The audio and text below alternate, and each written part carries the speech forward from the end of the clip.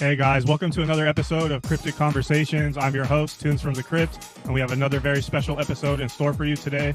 Today's guest is a woman named Becky Lopez. Becky is a published model, content creator, storyteller, and historian, best known for her YouTube series exploring the lost history of Southern California.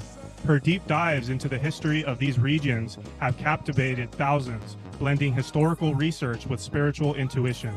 With a unique lens on the forgotten, Becky brings the past to life, one story at a time, and it's a great pleasure to have her with us today. So welcome to the show.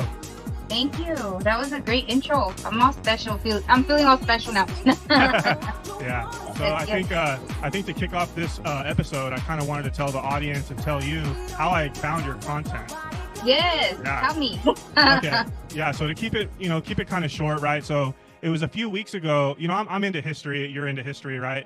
Yeah. I came across this video on YouTube about Temecula's history. I don't know if you're familiar with Temecula's history. Yeah.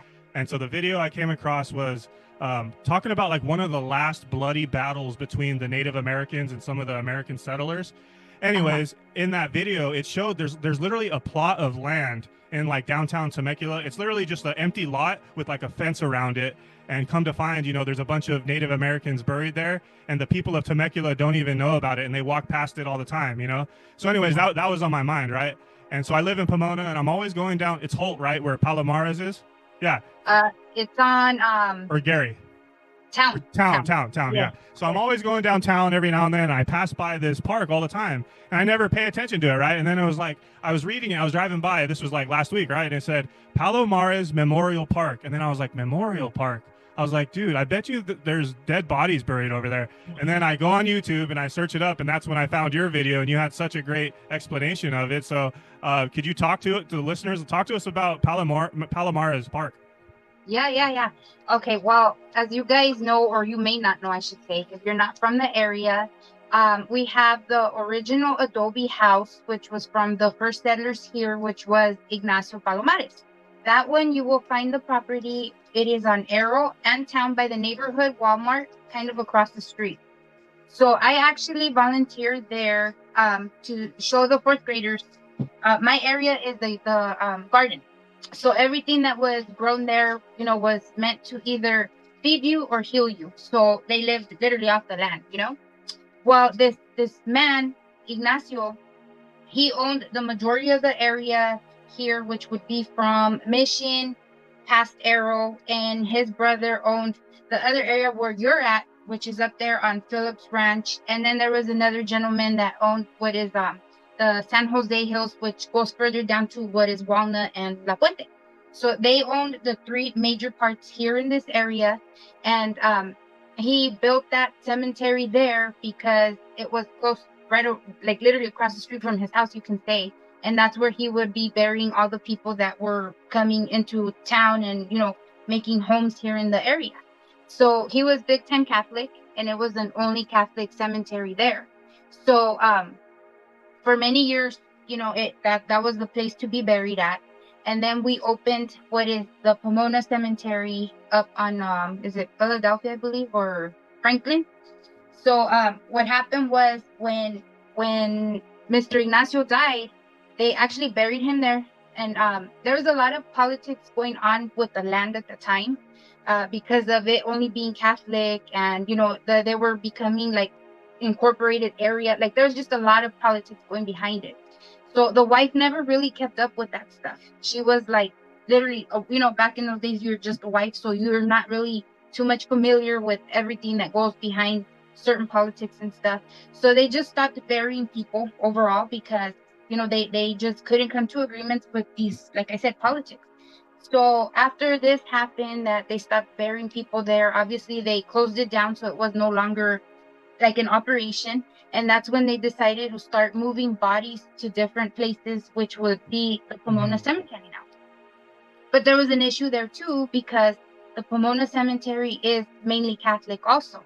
So a lot of these other people that were buried here, because after a while they had even though the Palomares Memorial was mainly Catholic, they did have a handful of people that were either non-participant or they were considered to be more Christian than Catholic.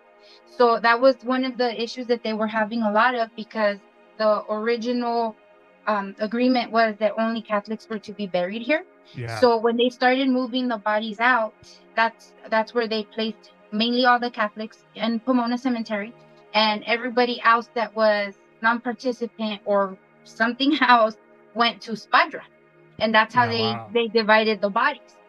There is, I believe, 122 bodies left there right now as we speak. Like if you go, they are there because these people either had no family to claim them, or, you know, for some reason the family didn't want to move them, so they left them there.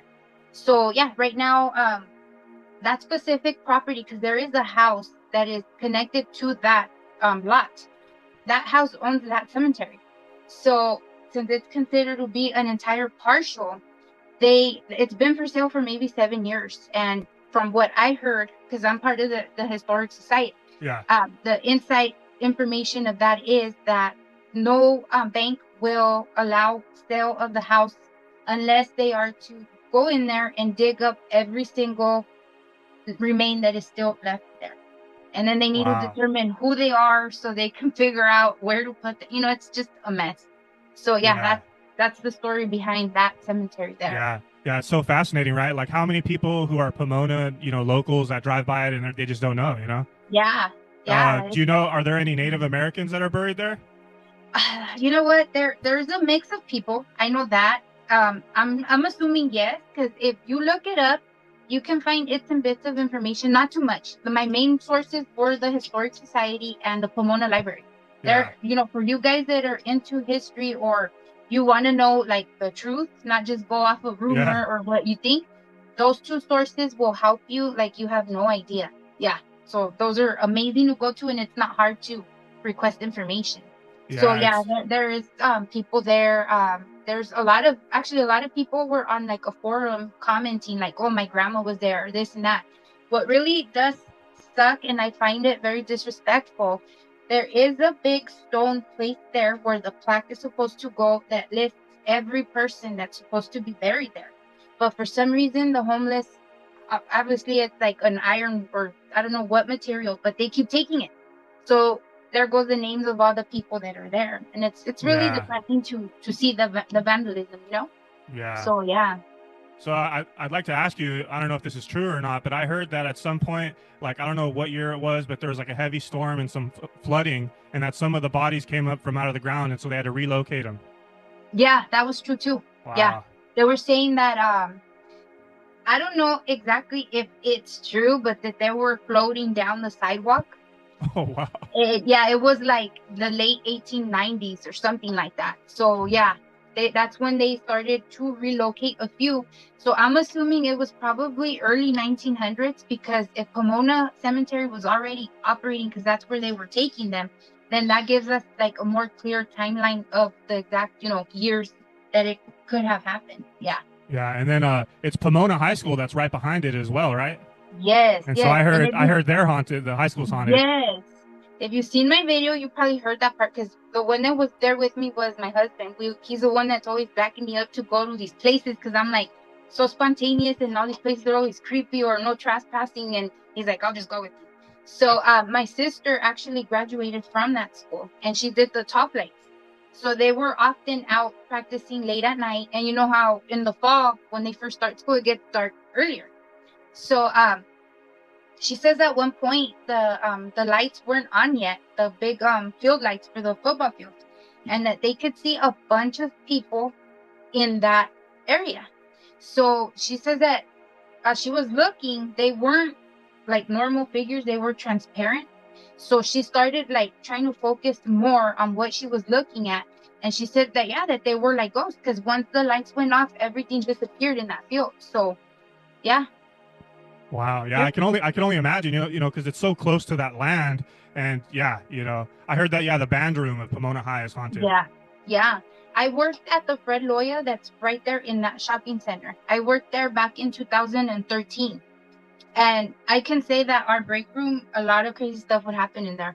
And I didn't know about that. Like, we were new to the area back in that time. In 2000, I started being a resident here in 2011. But I would still work in Baldwin Park, so I wouldn't hang around this area at all. I was always at work. So I didn't know where anything was at. I wouldn't even do like my errands or market over here. Everything was still on that side. So when I started working at that insurance company, one of our customers was, telling us, "Hey, is it haunted in here?" And we're like, "Why?" Like, and he's the cemetery's right behind, right here. The Walmart wasn't even there yet. It was just empty building. Like the stores were just that area where Walmart's at. There was nothing there. So he's like, "That field that you see over there was a cemetery." And we're like, "No." So he's like, "Yeah." So we were already going through a bunch of stuff. I was new there. So I was like, there's like papers that randomly just fly on their own. Oh, In the wow. break room, you could hear a bunch, like if people were back there talking or moving around. Our restroom was back there. You could hear the door like open and close because it would squeak a little bit. But yeah, one time we were sitting in the office. It was three of us, and all of a sudden, because we used to have the printer in the back of the room where we would go, get all the papers for customers to sign. There was the tray was full of the day's transactions, and we were just sitting there talking, all three of us. All of a sudden, all the papers just started flying, like flying, and we all three of us just turned around and we're like, "What the heck? Like, is the air on?" Like, we were trying to justify because Yeah. it looked like a scary movie. They're just like flying one by one. And we're like, "Oh my God, man." I was so freaking scared. I was like, "What the heck just happened?" The vents weren't pointing that way. Everything was more to the front. So yeah, it was haunted. I can say it was haunted. Wow, yeah, it's that whole land right there in that Yes, area. So yes. okay, so kind of moving on here. So like, talk to us a little bit about your modeling and content creator journey. What's that been like? How'd you get into these fields? Okay, so I have been a pinup model. That's mainly my category, pinup. I've been doing that for about 2 years now. I started the modeling deal because my husband was trying to get together a t-shirt brand. So I was the one like, "Okay, I'll just take the pictures." Like, we didn't have anybody that wanted to not be camera shy. So I was like, "I'll just do it." So, I started, I was already doing my podcast as you mentioned earlier. I've been doing that for 4 years. So a lot of my followers just started like, talking and referring me, and I just all of a sudden got a big old follow. Well, I think it's a big following. I have 34,000 on Instagram. Yeah. So, just meeting people, I started getting invitations to, "Hey, there's gonna be a pinup contest. You wanna come?" And I was like real embarrassed. Like, what am I gonna do at the contest? Like, I'm not a pinup model. I'm just a model here at the house, like. But I did. I went, and yeah, I've been doing contests. Why I haven't done them this year, but last year I started exactly at this month in May. So yeah, I did a few. I got crowned in September, second place in Upland, so that was real cool. And then I always just play that I'm done. I retired with the crown. But yeah, it's really nice to meet everybody and keep meeting and network with other people like yourself. It's really interesting that you can find so many people that do share the same Yeah. mind and interest, and you're not just the only crazy person. Yeah. So yeah, that's where we're at with that. This past month, I decided to do a little bit different with my pictures because I am a published model. I've been on about 10 magazines. You can find me mainly, I should say, on the pinup stuff. I have a calendar out. It's a little bit different. I decided to switch it up a little bit for the Cinco de Mayo that just passed. This Friday I'm dropping a poster as well. So I'm trying to see and open up my avenues to different things, but pinup will forever be my home. Yeah. Awesome. That's great. That's amazing. So what inspired you to start the podcast and the YouTube channel? Okay, so I've always wanted to be on the radio. That since I was a kid, to me the radio was magic. You hear these voices and you're sitting there trying to imagine who's on the other side who's speaking. So obviously I didn't become a radio, person anytime before. So I had to do the family business. I've been doing dispatch for big rigs. I'm celebrating my 23rd year next week that I've been doing that. So I was forced to not go to school and continue with the family business. So there went my hopes and dreams of doing anything that I wanted to do. I was either trying to be a coroner or I wanted to do radio. Those were my two, like, I want to do. So COVID hit. When COVID hit, I was bored out of my mind. Like, what is there to do? You couldn't go nowhere. You couldn't even hang out with people. So it's like, man. So I started going to random historic spots because I've always been really big on history. Like, I just love history. I'm really curious, always like, I need to know, like, what is this? Where did it come from? Why is it here? So, my little girls were smaller, obviously, at the time. This was 4 years ago. And I would just make it a whole family adventure to take them and, show them and this and that. So I started recording those. And then I was like, you know what? We would hang out with friends sometimes. And I'm very social. Everywhere I go, I meet people, I start talking to them. And for some reason, everybody always shares all their life with me. And like, we end up crying sometimes together. Like, these are random strangers. And I was always like, it would be real cool to have like a podcast type of show where we can talk about different experiences. Like, I've known like cancer stories, I've known like ulcer stories, like you name it, they tell me. And I'm just like, man, to be able to share with people so they can know, like, okay, you're not the only one, this is normal, or, this not. Being from a Latino background, well, Mexican, nobody ever wants to go to the doctor because they don't want to know what's wrong with them. They're just like, I just, just go to sleep, you'll be fine. And, obviously there's a lot of people that have similar whatever or conditions or this or that, just to talk about their process and how they got detected or whatever it could be, maybe even just hear an encouraging story of some sort so people can know they're not the only ones going through stuff. So, we would get together, like I said, with my friends, and it was always a good time. And then, like, once you drink a little bit, you start like talking and this and one time this. So I had told my friends, I said, why don't we do this like, I have this idea for a podcast. Back then I was only on Facebook and I would do a lot of lives, and the people I had following me then would always tell me, you need to start a reality show because you guys are so like fun and interesting to just watch what you guys are doing. So when I told my friends about it, they were all like, yeah, let's do it. And when it came down to actually doing it, like I said, okay, we're going to do it. Nobody wanted to sit down with me no more. So it was only myself and my sister. And then I had like the other two friends here and there. I invited another good friend of mine that she had an issue with cancer at one point, and I interviewed her for the show. So then she became a regular with me. And that's just where it all took place. That it was just like a quick idea I had to, connect with people. And in my head, I was like, okay, well, since I can't do radio and talk to the audience like that, maybe I can get something started here and, this and that. So yeah, it was kind of hard because that specific friend, once I hit so many episodes, I went and I seen a paralegal, because another friend of mine that I became friends with, he's more like my mentor. He started telling me, you need to start getting releases on the people you start interviewing for like law purposes, blah, blah, blah. And I was like, well, they know they're on, getting recorded and they're on. He's like, no, you need to like do your stuff so you could be completely safe, like you don't need lawsuits later or whatever.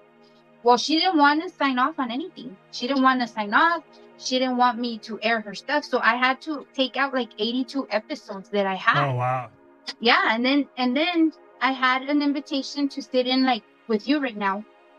She went out of her way to message that host of that show to please be on his show too. And she was a mess. She was claiming that my podcast was hers. So I got mad. That's where I was like, you know what? I'm fine. You don't want to sign. You want to act the way you want to act.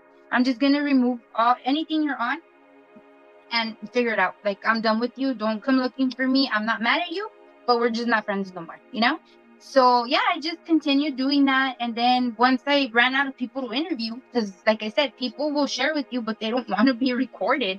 I was like, you know what? Since I originally started with, places and historical spots, I'll just share, stories that are of local history that people don't know. And that's what I would just do, here and there. And almost 2 years ago, I ended up renting out a spot to do like a studio, like to be professional, because I wanted to keep doing my interviews with people, that like my whole networking, the whole, everybody I know is bigger now. Like, I have way more connections here and there, and they're really interesting people. So I was like, if I was to have a place, like a designated spot versus just bringing them in my house, I can possibly make this something more serious, and, I can keep doing this. So yeah, I've been out of that area for almost 2 years. In September, it'll be 2 years I've been there. And yeah, like I I've interviewed the other pinup sisters of mine, um, local celebrities I call them because there are people coming up. I just feel like there is so much talent that is unnoticed because either we're not a certain race or because they just don't want to give us the time to shine. So I always tell them, like, if you've never had an interview, let me be the first. Come sit here and let's talk. So yeah, that's what I've been doing. February 12th was my 4th year anniversary. So yeah, it's cool. I really enjoy it. I actually landed on the radio. So I also do community radio now. And I'm so grateful for that. Of course, I'm still like an intern and I'm doing my hours and everything else. And yeah, my co-host there, I love him to death. Like, we just became really good friends off the bat. He gave me my first interview ever. And then after that, he's all like, just come in and you sit in with me and this and that. So yeah, can I mention his name? Yeah. I love his name's Patrick J. Martinez, and we're out of Boyle Heights on Monday nights, 8 o'clock in the 8 p.m. It's called Ham Radio, our show, and Nice. what he does, well, his show. I just sit in with him. He just picks records off the crate, and we just a variety of music. Oh, My nice. segment with him is supposed to be 7 minutes with B, with my name Becky, and I'm supposed to cover pop culture, but we never get to it because we just talk too much. We interview people there as well, so it's been a blessing for me in my journey. Honestly, I can't complain about anything. Yeah, that's awesome. A couple of things that I can relate to you on. My DJ and podcast brand started out of COVID as well. It was a similar thing. It was like, dude, there's nothing to do. I'm passionate about DJing and music, so locked myself in my room and learned and all that. So similar thing. And also, I had a friend, and we would have these intense conversations, these phone calls. We talk about, spirituality and conspiracy theories and all kinds of stuff. And I told him, I was like, dude, you want to start a podcast? And he was like, yeah, I'm down. And then same thing when it came down to it. So I was like, you know what? I got to do it. I'm gonna do it on my own. And then next thing I know, I just started finding guests. And then you just got to take action, right? And just figure it out along the way. So I think it's fascinating, so you've always been into history like myself, right? So I want to ask you, can you tell us about your first experience visiting Spadra? I think you uncovered it by accident, right? Yes. Oh my goodness. Okay, so we had actually drove by because we were looking for the Phillips Mansion. You know how it's on the same stretch right there. Well, we found the Phillips Mansion, and as we were still driving, if you continue going west on what is that, Pomona Boulevard, I believe, you come up to like what is it, like an industrial area, and all of a sudden you just see this black gate that says Spadra. So like, what, right away, like I have an imagination that wow. So right away I felt like Scooby-Doo, with the whole crew, like, oh, let's go check it out. So he's like, well, what is it? I'm like, I don't know. So I got my phone, I looked it up. I'm like, it's a cemetery. He's like, where? I said, I don't know. So we had my kids. My kids were obviously smaller then again, and we're like, should we just go? But there's signs of no trespassing everywhere. The side of the gate, or the fence, I should say, because it's fence and then just the front gate was already broken. Like somebody sliced the chain link on there. So we're like, should we go or should we not? And I was like, man, I really want to go check it out. And for those of you guys that don't know what Spadra looks like I said, the front gate is literally next to some kind of like a utility company. They have these big utility trucks. So it's just a black gate that says Spadra, and it goes as far as the eye can see, just a walkway. You don't see anything else but a dirt pathway. And then you can see at the very end, like lights flashing because the train runs back there. Well, we were like, okay, if we go back there, what if there's homeless people back there? You run all these ideas through your head because we already know what Pomona's about. So it's like, nah. And on top of that, I told my husband, I said, if the police comes with no trespassing and we have kids, I don't want to get like child endangerment or whatever, So we didn't bother, even though, like I said, that chain link was already open, and we're like, ah. So we ended up leaving that day. I ended up going home and I researched everything I could with Spadra.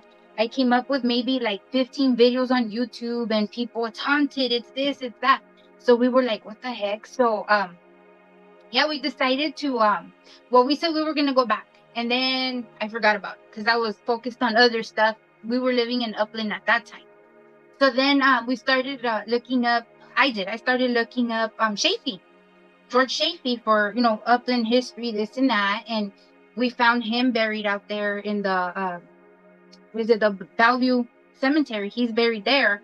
So I told my husband, I said, hey, let's go back to Philip's ranch because he's buried there at Spadra. Let's go find him. So he said, are you sure? I'm like, well, we'll drop off the kids with my mom and just run over there real quick, see what's in there.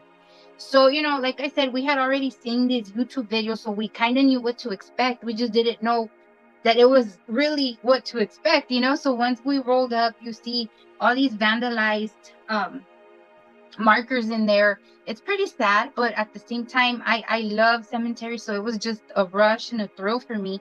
And yeah, we found Philip's ranch up there. What's his name? Philip, and a bunch of other really cool graves that were like there. And that's when we came up on Pearl Hopp. But it was like, who is this mother baby? This and that. And we do have an episode that I recorded there as well. And it was just really intense because we literally got run out. We got run out. And I say that because I had that after we sat there and investigated all the plots that were there. We were reading them. And you know how back then they used to date how old you were by months, days, and years and everything. Like, it was crazy. We were just taking video of everything. All of a sudden, you could start hearing people talking. Nobody was back there. It was just me and him, and nothing. There was not even homeless people back there. So he said maybe they are homeless people that we didn't catch on the other side of the bridge, So I was just getting this like creepy feeling because it like that when they're watching you really hard like that. So we kept still, taking pictures and stuff, and the talking was getting louder, but you couldn't make out what it was saying, like shh. So I was like, man. So then all of a sudden we started hearing like the leaves on the floor, like they were getting stepped on. So then I would turn, and he was like, you're just nuts, like you're paranoid, you need to stop. I'm like, don't you hear that? And he was like, what are you hearing? I'm like, I hear people talking, and they're like walking on the leaves on that side. And he was like, no. So I said, okay, whatever. We kept looking at the markers there. All of a sudden, from the corner of my eye, I seen a figure run from one tree to another quickly. It was just like a whiplash, right? So I looked up, and he said, what happened? I said, I just seen somebody run. So he was still convinced it was maybe, somebody up to no good. He's like, let's start walking out then. If there's one, there's probably a couple more, and we don't need no problems. So I was like, okay. So he was still not wanting to leave, but we were making our way out. And I seen the same thing again coming back this way. He caught that one. He's all, oh shit, So he turned, and then I'm telling you, somebody's here. So then he's all, okay. He's all, let's keep going then. So we started walking out again, not wanting to leave, but all of a sudden, as we were leaving to where the edge is that there's no more markers, I had this feeling as of when you're getting charged. You know how you can feel something charging you? But there was nothing there. And I remember even when like, oh my God, because it was like gonna get me. So yeah, we ended up leaving, and we were still looking to see, like, we're trying to debunk what we saw and trying to like be logical. Like, maybe it was somebody, like, do you see anybody? There's nobody there. So then, we did that whole long walk, and it was like dark already. So it was kind of eerie, like, huh. So we went back, got my kids, we went home, and all night it was just crazy. We showered, everybody took their time showering. And as he was in the shower, there was the loudest whistle, like a whistle, just as loud as can be. It sounded like it was literally right in front of me in my bedroom. So to tell you that he was with water and heard this whistle, that's how loud this whistle was. It was two of them. So my little girl was already in bed, and she kind of got up and came to her door, and she said, Mom, what was that? I said, I don't know, somebody's whistling. At that time, we lived in some condos, and we had the corner unit. So our balcony and our bathroom, all our rooms would line up with the back of the, like an alley kind of. So we always had a lot of riffraff back there. So we were like, maybe it's one of those guys with one of the baskets, because they would go back there and talk to, how they act. So whatever. he got out of the shower. Then it was my turn. You know, it was time for bed. I went to bed and stuff. And yeah, all of a sudden I started hearing like steps coming up our stairs because they were hard wooden floors, so they would creak. And I heard that. So I woke him up. I said, I think somebody broke in from downstairs and they're coming up here. And he's all, why? I'm all, listen. And he did hear them. He heard the footsteps coming up too. So he got up and he's all, just stay up here, you know, watch the girls. We turned on the lights. He went down and he's all, there's absolutely nothing going on down here. But we heard like it was heavy steps coming up. So there, you know, he went back to sleep. He wastes no time. So within 10 seconds, he was snoring again. And I was just like, man, what was that? You know, I know we heard this. So I'm like trying to go back to sleep. And all of a sudden, I see somebody pacing outside of my bedroom door. We used to keep a lamp on right there because, again, my little girl's room was right across from us. But I didn't want her to be in the dark because she's always like, I'm thirsty, I'm this, I'm that. You know, kid stuff all night. So I wanted it to be lit up there always. And I could see somebody just pacing around on the wall. You know how when you have a light on, you could see the shadows moving on the wall. So I sat up because I was like, am I dreaming? Am I tripping? Am I paranoid? Like, what is this?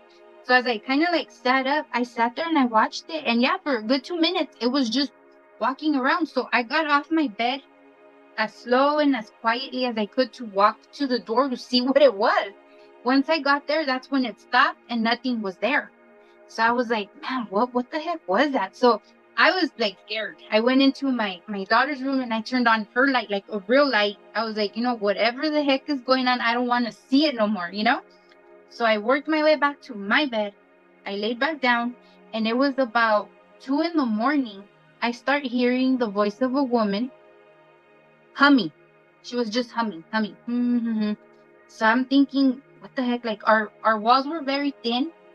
But my neighbors had never hummed like that ever. So at first I was like, maybe one of them's fighting with their spouses or something, or what's going on. Maybe they have a TV on. Like, I didn't know what it was. So I sat up and I'm concentrating and it was humming. So I turned on my light and I walked back out to the little landing and it stopped. There was nothing going on anymore. I checked on my little girl. There was nothing up there. So I was like, okay, I don't know what that was. So I turned on the bathroom light too. Like, I just had all the lights on because I was scared. I was like, what is going on?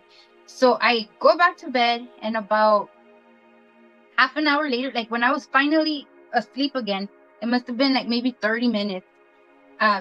Again, I hear somebody. This time I hear them. I didn't see the shadow out there. I hear them walking in that landing. So as I sat up, it was the same shadow that we had seen at the cemetery. He looked like Mowgli. He was like tall and thin and had like that kind of long hair. So I would describe it maybe some kind of native, because it looked like it had like a little skirt, like it looked like Mowgli. So as I was sitting there concentrating, looking to see what I'm looking at, I'm still like tripping out. Like, am I asleep or am I really seeing this? So he's looking at me and I'm looking at him. We're at about maybe a 12-foot, distance. He came and charged at me, like, and it was like a crazy, like the movies, the way it's just like a lightning of darkness. And when he did that, I just covered my face and I started to scream. So my husband woke up. He's like, what the heck's wrong with you? I told him that guy we seen over there came over here and he just like flew at me. So yeah, no, we both got up. We started walking the whole house again. There was nothing. It's because we're not gonna find nobody. It's like spiritual stuff. Like the ghosts are here, So yeah, it was just, that night was horrible. I can say that after that incident where he charged me, I kept hearing just footsteps up and down my stairs. And then I heard the woman hum one more time. And then it kind of clicked to me. I was like, maybe that's the lady that was buried there that said Pearl, Hopp, and Baby, So I was like, man, like I just didn't know what to make of it. All activity stopped probably about 4 a.m. So I didn't get sleep that night at all. It was just one thing after another. So yeah, the next day I staged the house. I was freaking out. I was so scared for it to get dark. I was like, oh my goodness. I was completely stay at home then, so I was like expecting the worst all day, like just listening what's going on upstairs, all paranoid.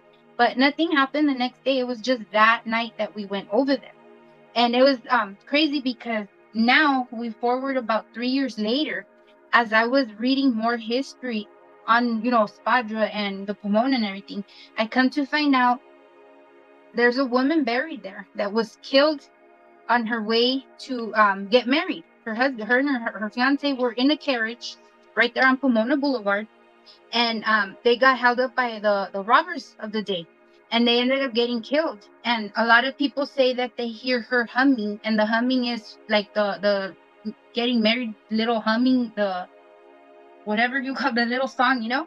So that is what I was listening to in my house. It wasn't Pearl and her baby. I picture she was like humming to her baby.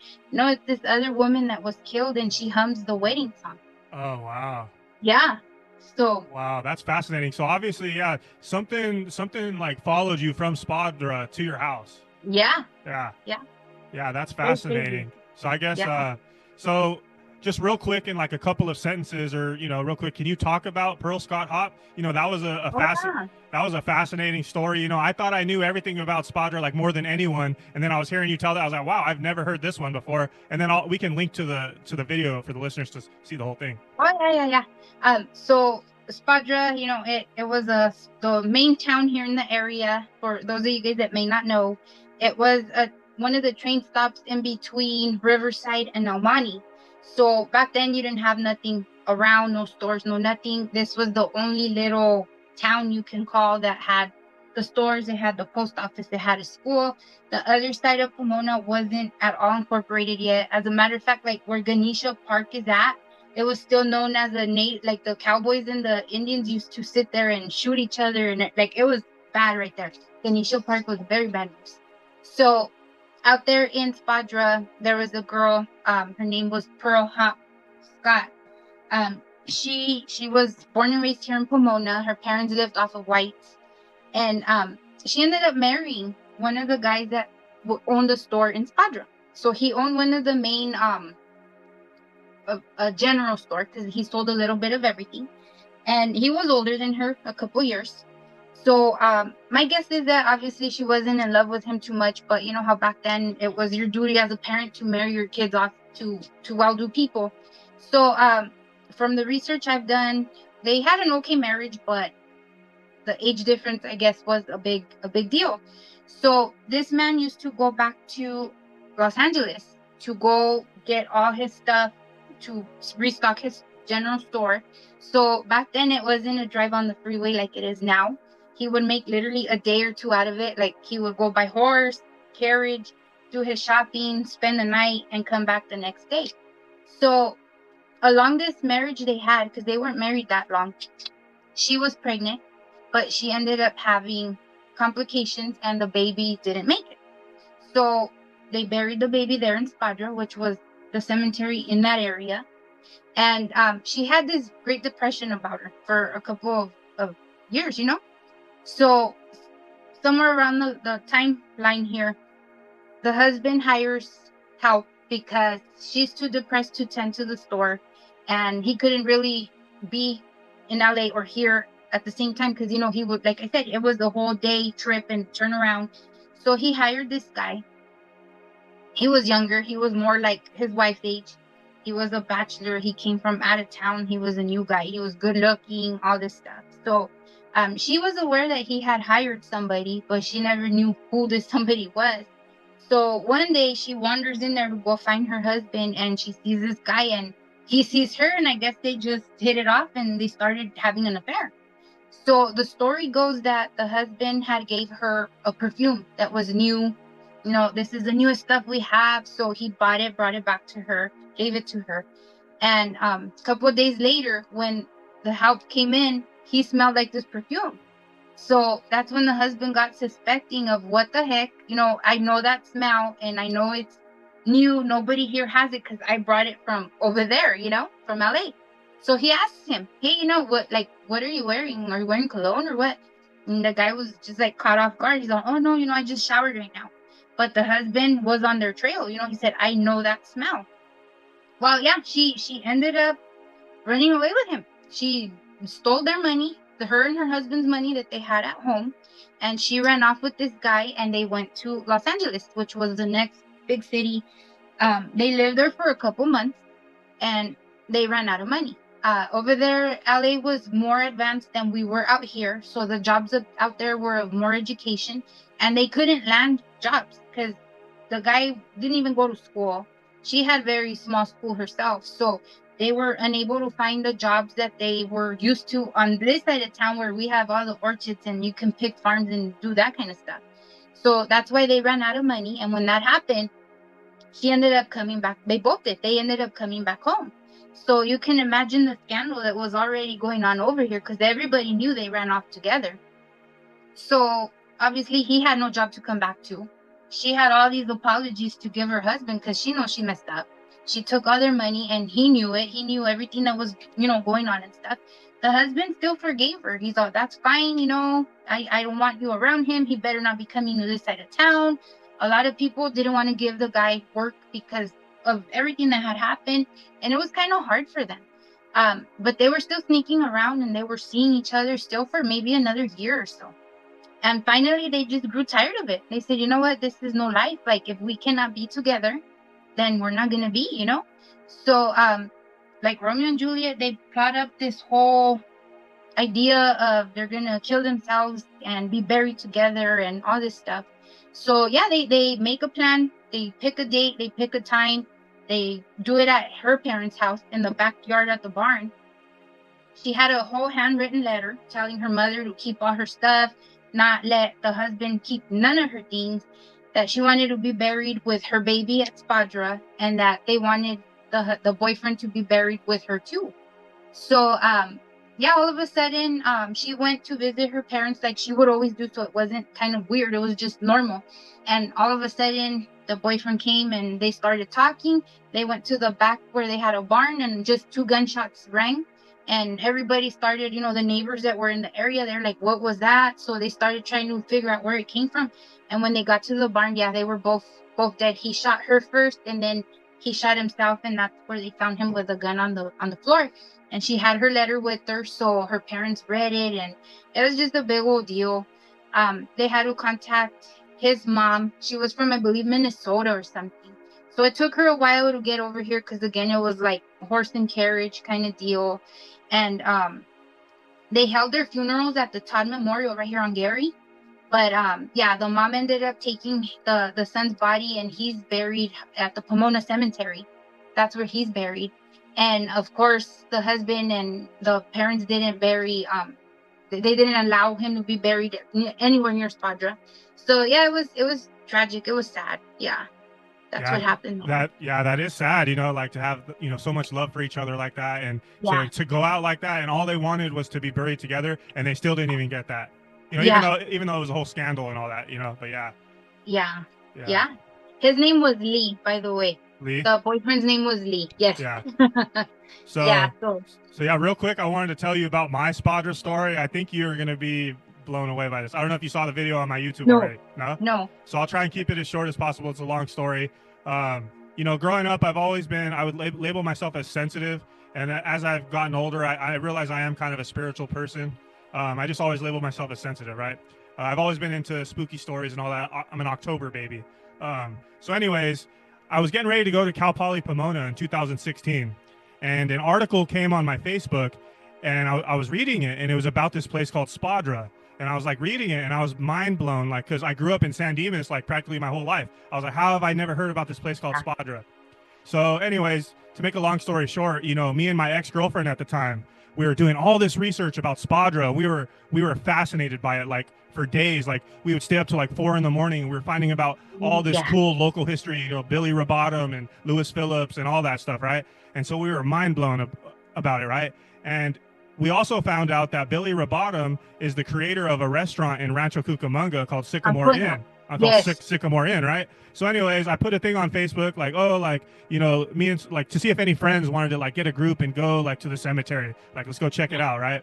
So anyways, me and my girlfriend, we said, let's go have dinner at his restaurant first and then meet up with our friends at the cemetery and make a whole night out of it, right?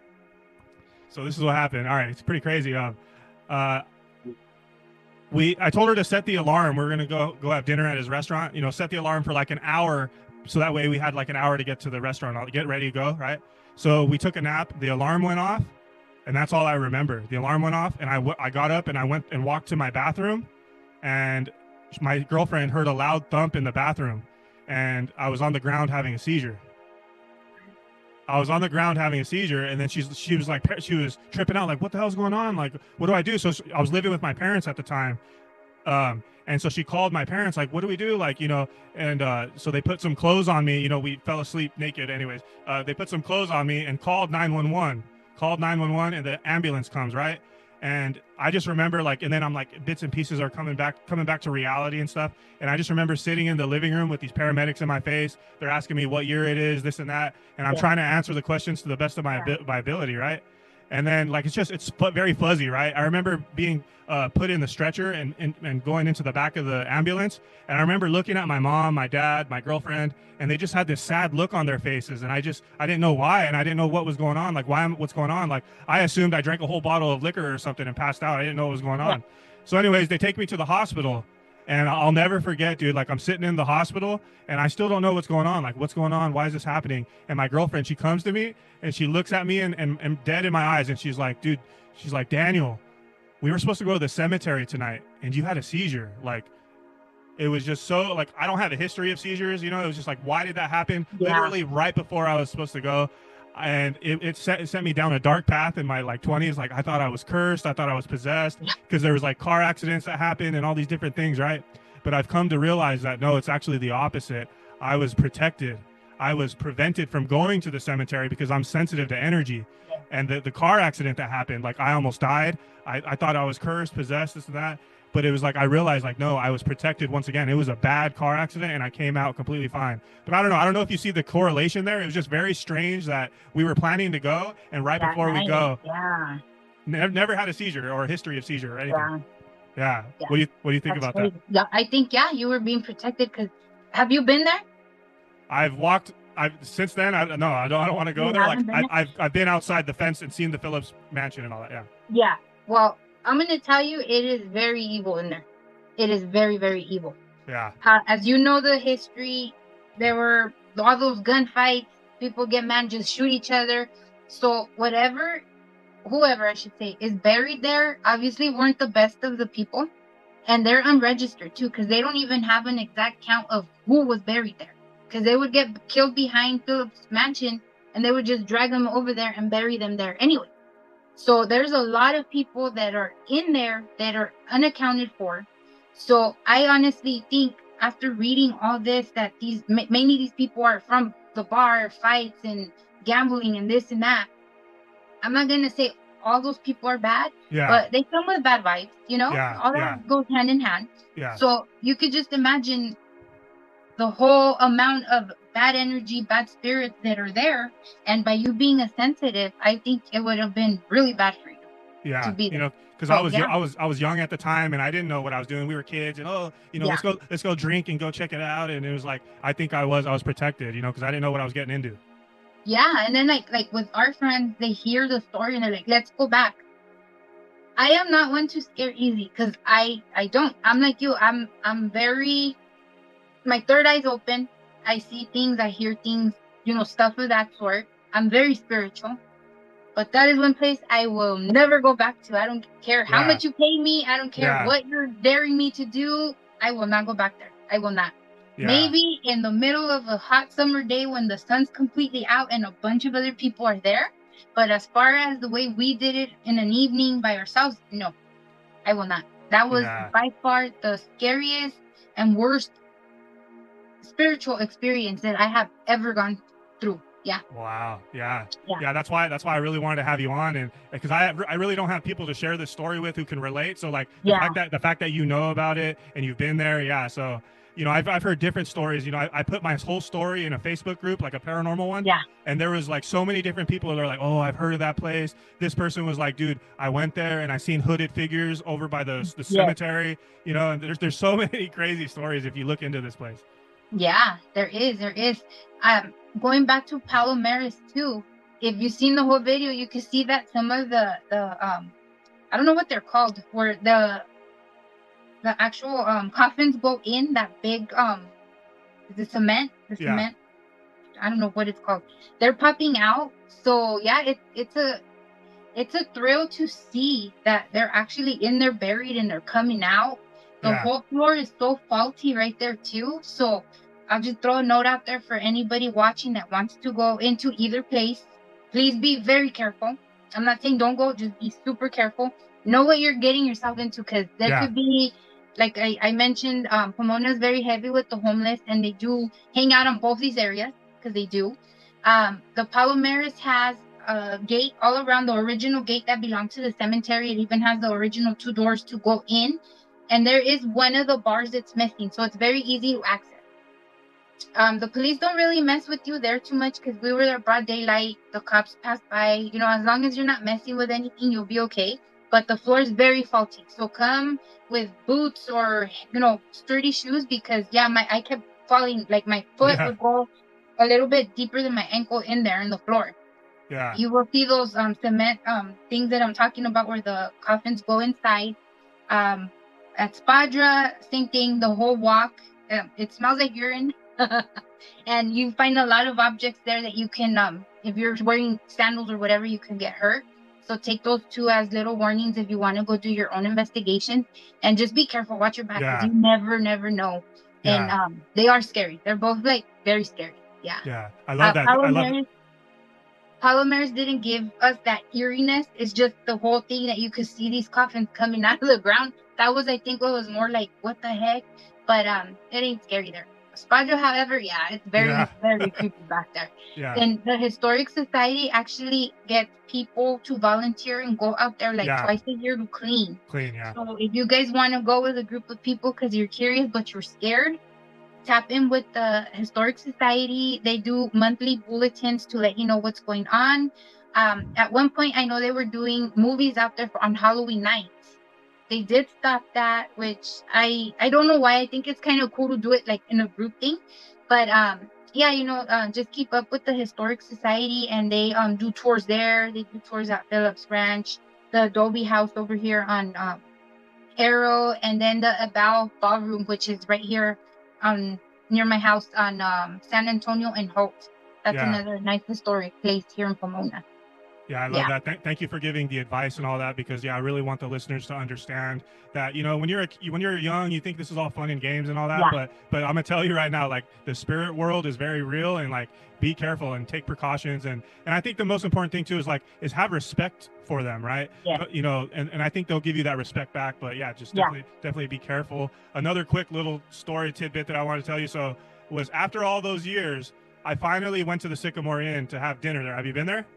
Yes. Yeah. So I went there, and that place is like, wow, it's so old and fascinating. That fireplace is beautiful, huh? Yes. All the pictures on the wall and all that. Anyways, we went. It was my birthday, right? And then we were walking out. We were done eating dinner and all that. And it started to sprinkle. It was raining a little bit. And I had a 2006 Acura at the time, right? And so we're walking back to my car. And right when I got to my car, my headlights turned on by themselves. And it's a 2006. You have to manually go in the car and twist them on. You know what I mean? Yeah. And I go to get in, and I looked at my parents, and I was like, dude, my headlights just turned on by themselves. And they were like, oh. And then I look at where my headlights were pointing, and it was pointing way in the back over there behind the restaurant. And there's once again like a plot of land and all that. And I saw a cross, and there was a gravestone there, a plot. And then I was like, let's go check it out. And I drove over there.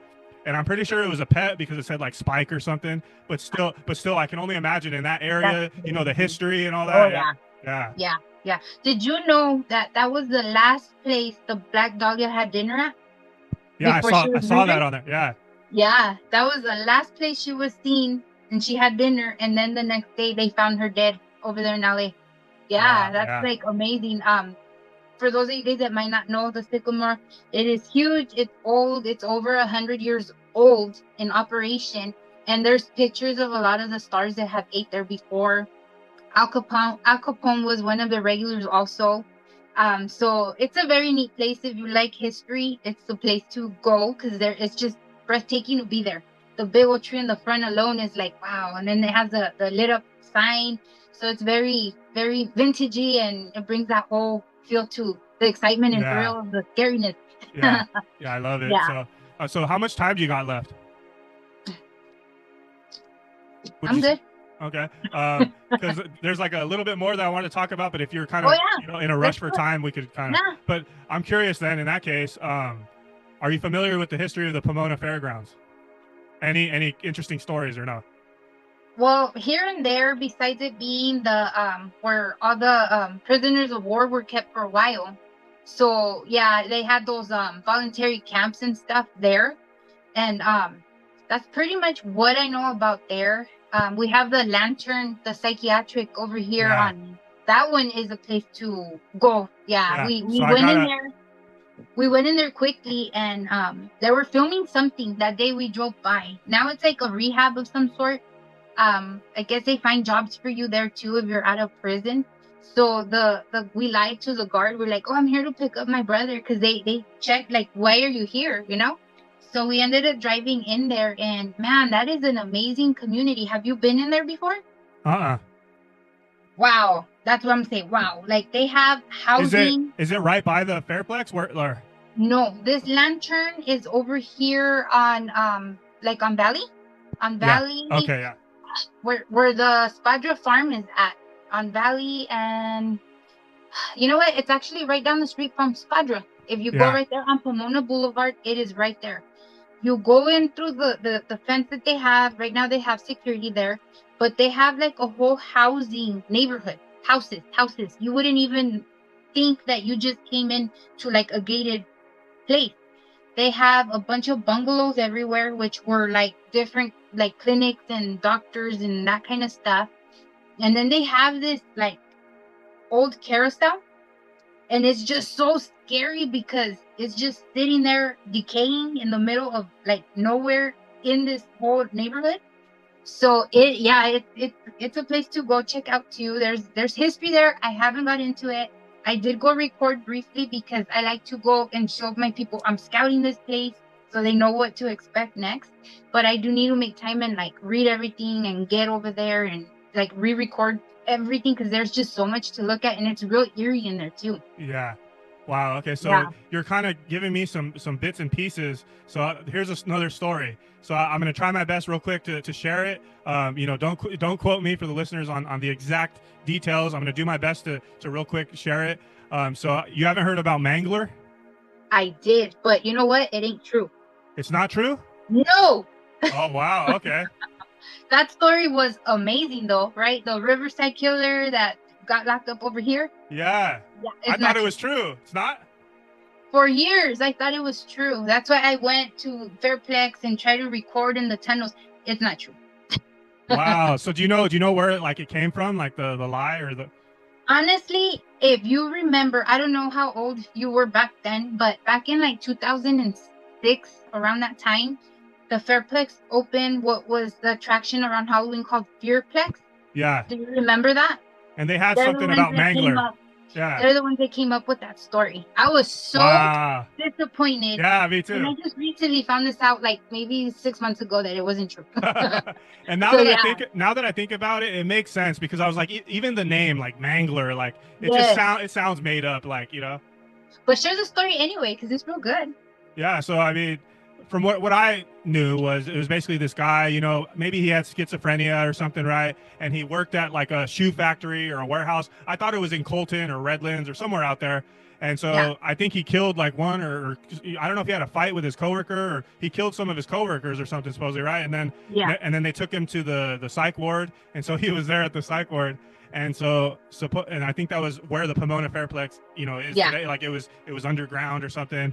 And supposedly, like he was in the psych ward, and he rallied up some of the other patients in the psych ward, and they started killing the nurses and the doctors, this and that. And then they escaped, and you know, people called the cops or whatever, and they managed to, you know, round up some of the patients. But Mangler was the only one that just they never Got away. never found him. They Yeah. never found him. Yeah. Yeah, it's not true. I asked the historian over in Pomona, the library. I said, hey, what do you have on this? And I was so excited about it because I was holding on to that story for like 3 years. I was like, okay, now that because I like to share on my channel when the anniversaries come near to the certain events that happen is when I'll release my videos, And I was like, okay, I missed last year, but this year for sure I'm gonna talk about it. So as I was getting all my information and going through the story, I asked the librarian out there in Pomona, named David at the Pomona Library, and he told me that's not true. There's no record that it really happened. So he's all, the only thing that comes out is the Fairplex attraction. He's also, that's probably a made up story for that specific event that took place. Wow. I don't know. The stubbornness in me still wants to believe it. I want to look more into it, because it's like, just because the historian said it, it's like, I don't know. Usually you start looking and it becomes true, so I don't know. But a couple of other things that you mentioned is like, yeah, like during World War II, the internment camps, concentration camps, for the Japanese people and stuff like that, they wanted to make sure they weren't spies or whatever. That's true. Yeah. And then the other one, maybe you've heard about this. This was more recent. Was there's been Latin American kids and families that have migrated. Yeah. You heard about this? That they had them holding there. Yeah, but there was an investigation that found that it was one of these big nonprofits. I don't know if it was Red Cross or whatever, but they were holding them there, and the investigation found that this nonprofit was actually involved in human trafficking, and it was on the news, but it doesn't get the attention that it deserves. It's just forgotten. Really? Yeah. See, because at the time that they had the holding cells right here, I had a good friend of mine that was being a security guard. And it was crazy because I would tell him, get footage of the inside for me, because I was still trying to cover the Mangler story. He's like, they won't, even though we're working there, when we check in, they keep all our belongings. So what you're saying is very true, because why would you not be allowed your cell phone? What were they hiding? You know what I mean? Oh, so that was when they had the families? Yeah. Uh-huh. This was what, like 2 years ago, right? Yeah. Yeah. That's something that should be like all over the news. It's like it was there a little bit and then it's just gone, Yeah. Yeah. But you know how it is, especially like you say, if it's a big name behind it, they're gonna shut everything up and dust it and put it under the carpet. It's not to their convenience to have it out there. Yeah. And that's sad. But the thing you remind me, so I could bring that one up. I always love to go against the grain. I just feel like there's so much we don't know about we should know about. So we can know what world we live in, Yeah. And it's like everybody always says, oh my goodness, the world is so bad now. I don't think so. I just think everybody has a phone and everybody can be a journalist now and put everything on blast. Yep. And that's where all our fear comes from now, that we see it and hear it, versus back then when all these kids would go missing and the media wasn't involved because it was just in West Covina. Who cares? It was just, no big deal. But no, there is so much that we don't know about. There's so much that we should read into and know where we stand. It's scary. It's very scary. Yeah, I want to say too, like, I love this city, I love this area. I'm just trying to raise awareness to some of these things that are going on. And for the listeners, like, when you really look into it, every town and city has its past, they really do. Yeah, they really, really do. Yeah. It's getting better though. It's getting way better. I don't know if you hang out in Pomona a lot, but like I said, we've been here 13 years and I see the change, and I'm very excited about it. I'm so thankful. Everything new that's coming to the downtown area where all those venues are by Chase, the little clubs and everything, I think they're just bringing Pomona back to life, and I love it. It's something positive for the community. It's not as scary as, we still have our areas, but back then Pomona just wasn't a scary place. It had the bad rep. You would mention, oh, I'm from Pomona. Oh, yeah. Oh, what? So, yeah, no. So anybody watching, if you guys are showing love to the city, thank you. Continue to support. We do have a homeless problem. We have a heavy drugs problem. We have the girls that walk Hopp, but we'll get there eventually. I can see a big change within maybe the next 10 years, and I'm hoping it's a better place to raise your kids. Yeah. Because the houses in the areas are so beautiful, Yeah. And it just seems like the values don't mean much because of what everything is, everything that's going on, and it's just so sad. Yeah. I love your positive outlook about it. I agree with you. So what do you wish more people understood about, these lost communities like Spadra and the Palomares? Well, obviously, lots of history went down there. Um, Respect it and honor it and keep it alive. Don't. There's a lot of the urban explorers. Do your thing, but don't vandalize it. Keep it for the next generation. Once a building becomes, something that you can't work with anymore or it's condemned, then they start knocking things down. And it's just sad because even though it's not in operation, we could still admire from far and just like, Yeah. hey, that was this, that was that.